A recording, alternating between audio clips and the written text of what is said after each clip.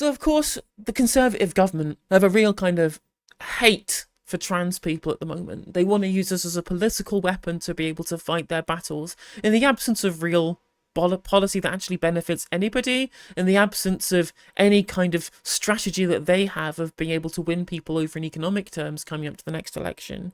They have reverted to the old Conservative mantra of all of the culture wars. Now, we've already gone through all the stop the boat stuff. We've all seen what they've been trying to do with regards to what Liz Truss was talking about in the Commons. And this is the latest in the anti-trans culture war talking points, and indeed regulations that the Conservatives are trying to push through.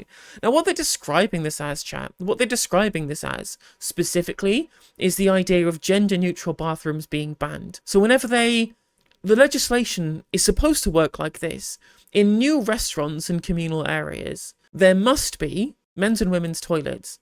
But there are some exceptions to this. What it's being marketed as is a ban on gender-neutral bathrooms. But it's actually not that. It's not that.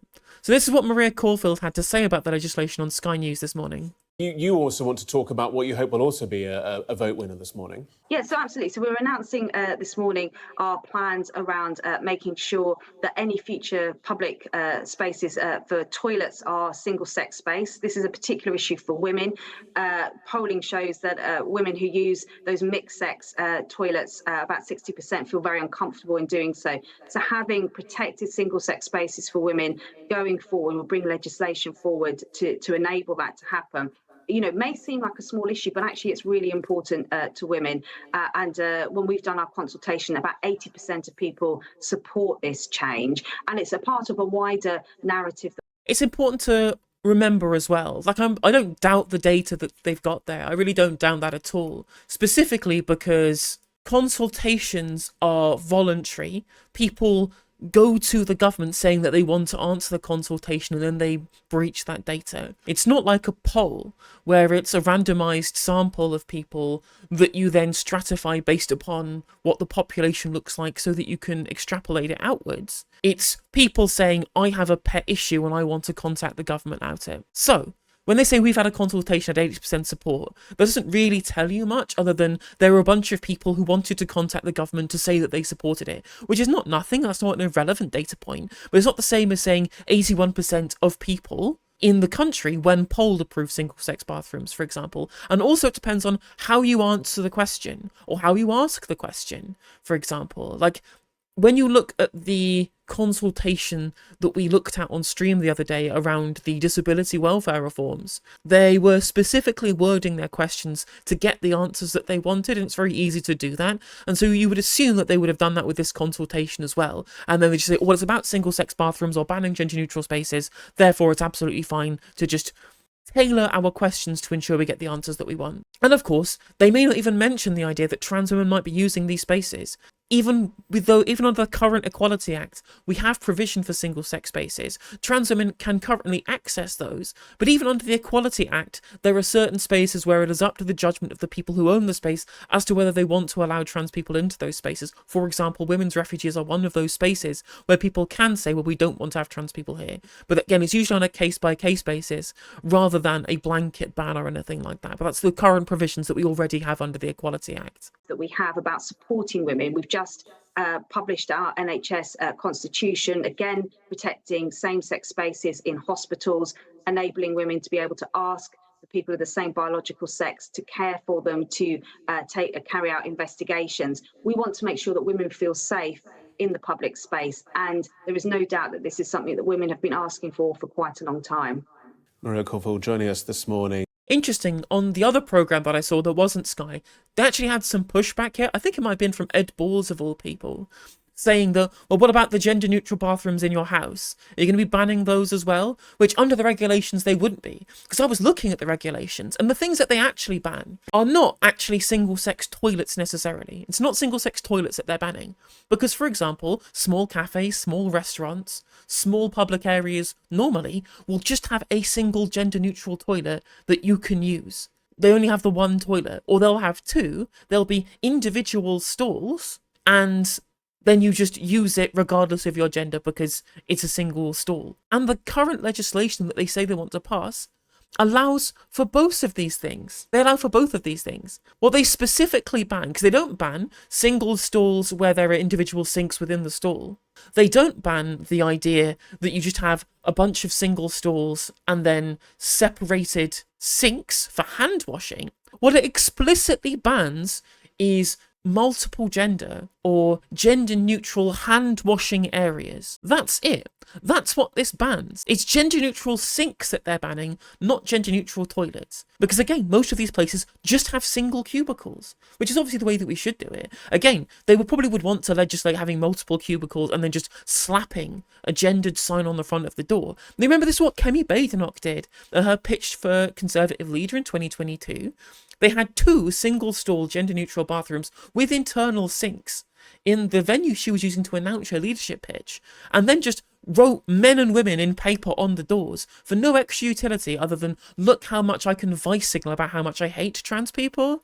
That's what's going on here. Ed Balls asked her about trans men on women's wards very badly with the misgendering. Yeah, of course Ed Balls did, I'm not surprised. But the fact that, again, this legislation doesn't really do anything at all other than ban the idea of mixed sex hand washing areas specifically, so gender neutral sinks, just shows you how ridiculous this legislation is. And it also would mean that, well, what are you going to have to do? Either segregate out individual stalls or have extra money being spent on gender neutral areas? What about disabled toilets? What about like baby changing areas? This doesn't make any sense whatsoever, but it just shows you how much your brain has to get fried to buy into this culture war nonsense.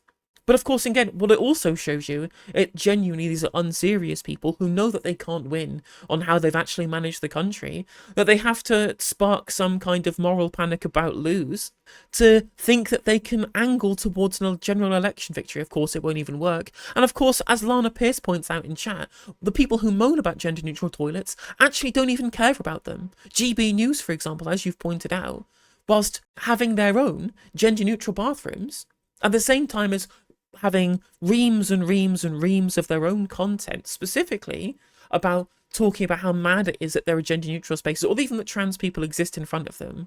And as Phil McCracken points out in chat as well, most of the time, if there's a queue, you just use whatever. It's mostly not a fuss. Again, it depends on how they've worded this consultation. It's all closed now, so I can't see the questions that they're asking. But, you know, if you just say, well, should there be access to single-sex bathrooms? And I think that's fine. Like, if you want to have specifically single-sex bathrooms and then have, like, a gender-neutral space elsewhere, that's not a problem. The issue, of course, is, A, are you stopping trans people from using the bathroom that correlates with their chosen gender? And on top of that, you know, if you do have a gender-neutral area, most places also do have single-sex places too. What's really funny is TERFs do this all the time, where they'll post on Twitter and say, oh, look at this particular bar I went to, they have just got gender-neutral, and in the very same picture that they take, there's a sign pointing them to the single-sex women's toilets, which I find very funny to me, that they just don't recognise that these kind of places exist. If it was up to me, all toilets, all public toilets, would just be individual single stalls. I can't believe this legislation is so stupid. It's so stupid.